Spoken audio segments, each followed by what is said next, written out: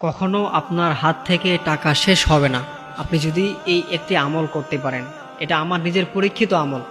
আমি এই আমলটা যতবারই করেছি আমি আলহামদুলিল্লাহ একটা ভালো ফলাফল পেয়েছি। সুতরাং আপনারা যদি এই আমলটা করতে পারেন ইনশাআল্লাহ তাআলা আশা করি আপনারাও একটা ভালো ফলাফল পাবেন ইনশাআল্লাহ।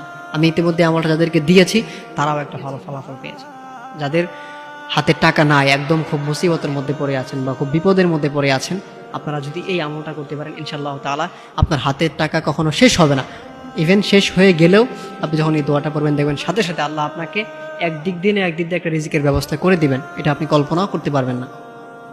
এই জন্য অবশ্যই আমাদের মধ্যে অনেকেই আছেন খুব বিপদের মধ্যে পড়ে যান, মুসিবতের মধ্যে পড়ে যান, বললেন যে হুজুর টাকা পয়সা থাকে না হাতে। দেখা যায় অনেকেই খুব বিপদের মধ্যে পড়ে যায়, খুব মুসিবতের মধ্যে পড়ে যায়, ফোন দিয়ে বলে হুজুর খুব অবস্থা খারাপ, হাতে টাকা পয়সা নাই, অনেক টাকা ইনকাম করে কিন্তু টাকা থাকে না, বা টাকা থাকলেও সেটা ফুরিয়ে যায়। দেখা যায় কোনো বরকত পায় না, কোনো রিজিকের মধ্যে কোনো বারাকা নাই, একের পর এক মুসিবত পড়েই থাকে। দেখা যায় যে এরকম করে অনেকেই কমপ্লেন করে, খুব অভাবের মধ্যে পড়ে যায়। যারা এই সমস্যার মধ্যে পড়ে যান আপনারা যদি এই আমলটা কন্টিনিউ করতে পারেন, এটা বেশি দিন না কিছুদিন যদি কন্টিনিউ করতে পারেন ইনশাআল্লাহ তাআলা ভালো একটা রেজাল্ট পাবেন। আমলটা কীভাবে করবেন? আমলটা আপনি যে কোনো সময় করতে পারেন। ফজরের নামাজের পরে হতে পারে, জোহরের নামাজের পরে হতে পারে, আসরের নামাজের পরে হতে পারে, মাগরিবের নামাজের পরে, এসে যে কোনো একটা নামাজের পরে আপনি আমলটা করতে পারেন, সমস্যা নেই। আমলটা কীভাবে করবেন? আপনি প্রথমে সূরা ইখলাস আপনি 11 বার পাঠ করবেন। সূরা ইখলাস এটা যে কত গুরুত্বপূর্ণ একটা সূরা এটা আপনারা সবাই জানেন।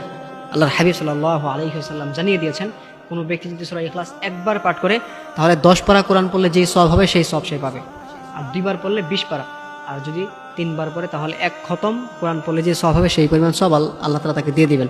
আর যদি কেউ 10 বার পাঠ করতে পারে তাহলে আল্লাহ তাআলা তাকে জান্নাতে একটি প্রাসাদ নির্মাণ করে দিবেন। সুবহানাল্লাহ। সূরা ইখলাস খুব গুরুত্বপূর্ণ একটা সূরা। এই জন্য সূরা ইখলাস আপনারা 11 বার পাঠ করবেন। সূরা ইখলাসটা 11 বার পাঠ করে এরপর আপনি এই নামটা আপনি পাঠ করবেন, ইয়া রাজ্জাক। আল্লাহ তাআলার এই গুণবাচক নামটা আপনি পাঠ করবেন, ইয়া রাজ্জাক, ইয়া রাজ্জাক।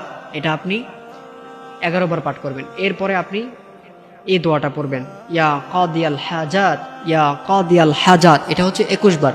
তাহলে প্রথমে সূরা ইখলাস 11 বার, এরপর ইয়া রাজ্জাক 11 বার, এরপর হচ্ছে ইয়া কাদিয়াল হাজাত, এটা হচ্ছে 21 বার। এই আমলটা যদি আপনি কিছুদিন কন্টিনিউ করতে পারেন, যে কোনো একটা নামাজের পরে দিনের যে কোনো অংশে আপনি করতে পারেন ইনশাআল্লাহ তাআলা, কিছুদিন কন্টিনিউ করার পরে দেখবেন যে আপনি একটা ভালো রেসপন্স পেয়েছেন, পাশাপাশি আপনার হাতের টাকা কখনো ফুরাবে না। এই জন্য অবশ্যই যারা ক্রাইসিসের মধ্যে পড়ে আছেন বা চান আপনার হাতের টাকাগুলো যেন না ফুরায়, সবসময় যেন আপনার হাতের টাকা থাকে, এই জন্য আপনি অবশ্যই আমলটা করবেন ইনশাআল্লাহ তাআলা। আশা করি ভালো একটা রেজাল্ট আপনি পাবেন ইনশাআল্লাহ।